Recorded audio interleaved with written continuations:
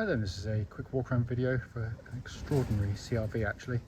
This is a 2-litre EX automatic, 61 plate. It's covered just 36,000 miles from new.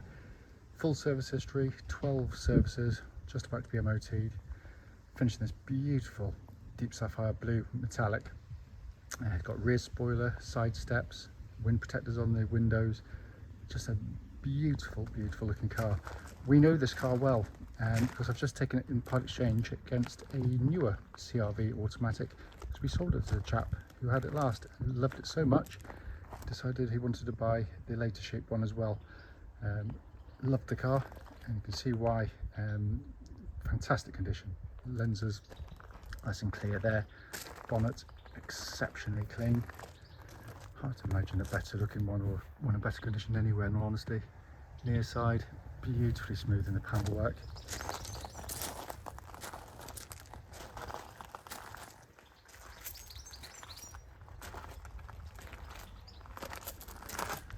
Going backwards, rear 3/4 angle always looks good with the spoilers and the side steps. Bumper corners absolutely beautifully clean. And back likewise, absolutely unmarked there. Offside, driver side, again, mirror smooth, absolutely beautifully clean.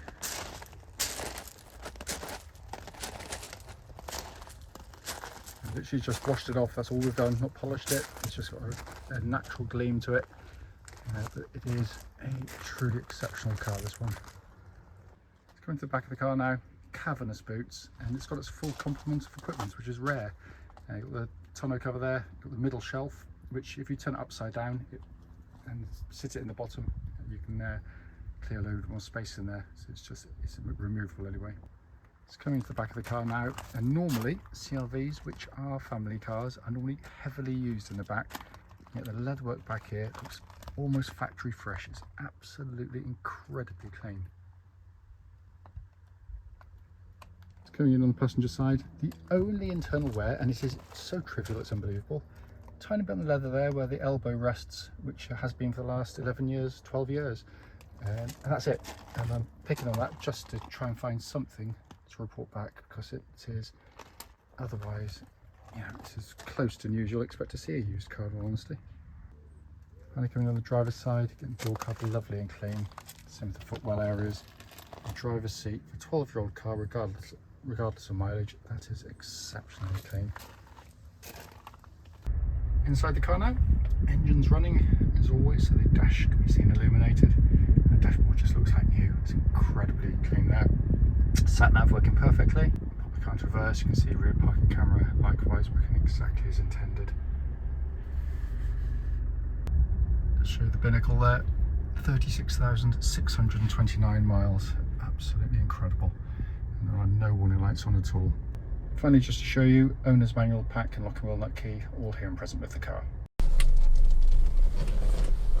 Right then, it's a quick road test video, and this is for a Honda CR-V 2-litre EX automatic. Car's registered CK61DVY and with a mileage of 36,630 miles. The reason for all of our videos, let's say this parrot fashion, is to ensure that if anyone's online looking at any of the cars that we're selling, they actually get to see the advertised car in operation. The reason is simple. It's because, like many people, we've been to see cars which have looked absolutely fine in photographs or description, only to get there, drive it and find it's got an obvious fault that, you know, we'd much rather known about, in all honesty. We also do it on these very quiet country roads. This actually forms part of the road test route we take our customers on. The hope is then that it'll be representative of what you'd feel yourself should you be offered a test drive in the car. So coming to the car, as you'll know from the walk around section, we know this car well. It's been fabulously looked after, and it just drives superbly. It really does. I love this generation anyway. It's just a cracking car. But such a rare thing to find with, you know, the history and the condition and spec of the car with the mileage. So going to the car, we'll go through it, turn the key, start the engine, settles to completely smooth, even idle. There are no warning lights on the dashboard at all relating to the engine or any other part of the car. temperature gauge running into third, which is exactly where it's meant to be on a Honda vehicle, by the way. The engine's classic Honda 4-cylinder, and that is absolutely brilliant. Cam chain driven, no cam belts to worry about. A reputation for longevity and reliability that's absolutely unmatched in its class. They are incredibly tough units with regular maintenance that go on for enormous mileages. Let's go over here a second, make sure we can get through. It's just the parking sensors beeping away. But yeah, I mean, the engines are lovely, but they're also just a lovely engine to use. They're sweet, they're easy on the ear, they don't sound strained when they rev, unlike many of their competitors, unfortunately. But yeah, fabulous unit. Gearbox, likewise, incredibly tough and reliable. Very smooth shifting, very slick shifts. Ratios obviously selected to maximise the performance and the economy of the car, to find a sort of happy medium between the two, and they've done a fine job. Notwithstanding reputation, with all gearboxes, you should just, especially autos rather, you should just make sure when you drive them on test drive that the gear changes are smooth, but also when you're stationary and you select drive or reverse, there shouldn't be a big metallic clonk as it engages gear. It sort of thuds you in the back, and in every respect this gearbox is performing exactly as it should. So coming to the steering and chassis, Honda were way ahead of the game with the CR-V, the original one, while others were still giving very agricultural vehicles. Honda came along with a SUV that drove just like a car, and this is a classic example. Lovely steering, nicely weighted, makes the car feel very solid and secure on the road. There's no nervousness to it at all, but it's got really nice weighting to it. It also tracks absolutely dead straight. There's no vibrations at this speed or any speed up to the legal limit, and it works really nicely with the chassis, because the chassis gives you a very compliant, comfortable ride, set up to ferry families around comfortably. And that corner is a classic example of why this is such a good car. Very little body roll, very little body motion, which is more important. Sometimes you get cars which are softly sprung, which you can think they're very comfortable on the straight road, but as soon as you show a corner or a tight turn, they kind of keel over, they lollop about with lots of kind of secondary motion going on, which can be particularly nauseating for backseat passengers who might not be concentrating on the road ahead. The chassis also, by the way, exhibits absolutely no rattles, clonks, nothing at all. It's solid as a rock. Brakes on the car, I'm just going to leave it a little bit late. That's a really good brake pedal, nice and powerful, no pulsing, no vibrations, so all in fine order. Worth pointing out, the car will be heading off later today, hopefully, for a new MOT, which is done independently of us, by the way. We have no input in it at all, so all these things are going to be checked anyway.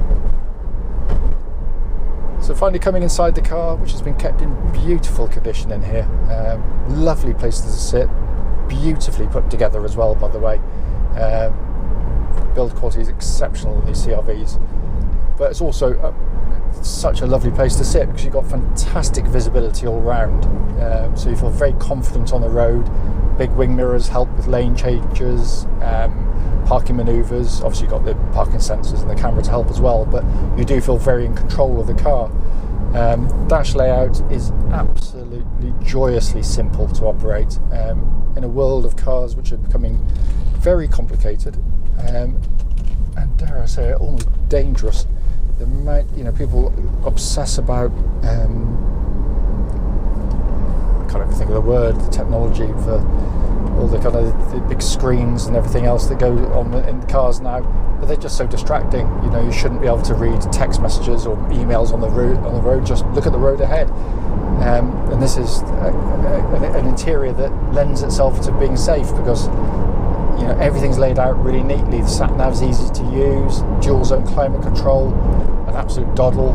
All switch gear has a wonderful quality feel to it as well. Air conditioning, by the way, pumping out absolutely ice cold air, and you can have different temperatures side to side, by the way, because it's what they refer to as dual zone. Heated seats, again, working exactly as they should. Not that you need them this time of year, but they're there. And then you've got a dash binnacle, absolutely classic Honda, beautiful detailing, crisp, easily, you just look, take the information in, look back at the road, which brings me back to my original point. Then you've got this lovely leather bound steering wheel, which, like the rest of the interior, is in fantastic condition. This is a four-wheel drive car, albeit you won't find a button to activate four-wheel drive on a CR-V because it does it automatically. It's genius, basically, because when Honda launched the first one, part of the design concept was, they did lots of studies into sort of who would be driving the car, and they found out that 99% of the time people drive these cars, they don't need four-wheel drive on. Like now, I just don't need it. So what it does, it runs in two-wheel drive, front-wheel drive, pretty much the whole time, which is the most efficient way to pull a car along. Should it need to go into four-wheel drive, it automatically does it when the front wheels start to lose grip. It's seamless, it's instant. Before you can react, it's already happened. It's just so clever, and as I say in every CR-V video, we own a CR-V, which we tow a caravan across some pretty muddy stuff, and we've never come close to getting stuck with it. The advantages of the system are patently obvious, by not being on the whole time, you're going to get through your tyres less quickly, you're going to use less fuel, and it puts far less mechanical stress through the vehicle.